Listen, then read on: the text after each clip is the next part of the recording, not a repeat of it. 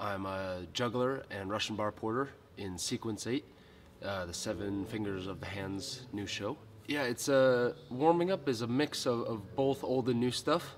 A lot of our show is group acrobatic numbers, so it's important for us to get in tune with how each other's doing. You know, if someone's faster or slower today, you need to know that before you go on stage.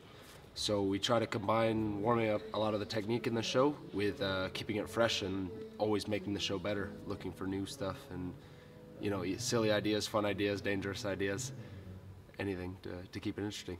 Well, circus is always not a compromise, but a progression to learning a new ability. You'll start with a safety line and then move on to doing it without a safety line, but over a mat with two people helping catch the girl. And then after that, you take away the mat, and then you take away the extra people until you have just the trick.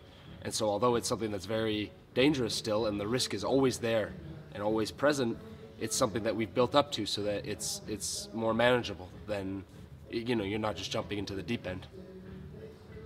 I met the other porter, Tristan Nielsen, in a youth circus called Circus Smarkus I did growing up, so I've known him for like 15 years.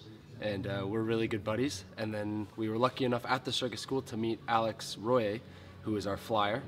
And you know, we really just loved working together. It wasn't our primary discipline, which was actually really refreshing because we didn't have to work together. And so we always said, listen, if it's not fun anymore, we won't do it. And here we are, it's been 5-6 years, we're still working together. And you know, we still catch her every time, and she still trusts us, so we're having fun. Yeah, if I could do one other thing in the show, I think I wish I was a flyer. I mean, I live vicariously through Alex throwing her in the air, but I wish I was on that Russian bar or on the planche. And yeah, sometimes I'll try this stuff and forget that I'm 200 pounds. I'll like jump on top of Tristan and he's like, Aaron, you're not a little girl. But yeah, that's what I would do if I could. Well, yeah, some things, if it goes wrong, we're lucky enough to do it again, and it's great because, like I said, it's a very human show, and people recognize that, and they like to see that we're human and make mistakes, but also can overcome these obstacles.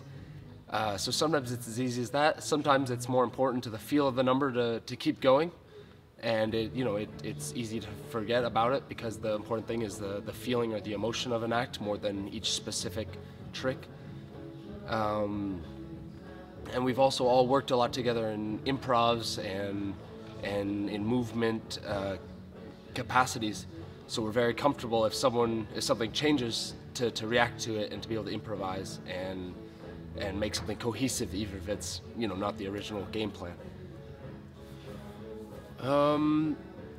Well, I think our show and maybe art in general is a mix of dreams and realities.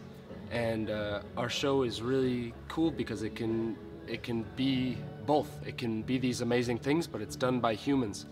And my goal with circus is always to inspire people to feel their own stories when they see us. You know, I mean, it's us doing it, but it's about them and what they can bring into their own lives after having seen us. So I hope if they come see us, it'll inspire them to do that. Well, yeah, there's some amazing companies and shows that come out of Montreal, so that's been a real pleasure. And especially, I've lived there for 7 years, and you're just constantly surrounded with incredible circus artists that are pushing technique and happy to train and work in a similar style to us. I think they take different markets, you know, like Cirque du Soleil obviously has a huge market, and but produces one style of show that's very different from what we do. Although both are very high-level acrobatics, I think like our show tries to be more personal and something people can connect with on a human level. And maybe Cirque du Soleil tries to inspire people in a way that's almost inhuman displays of skill.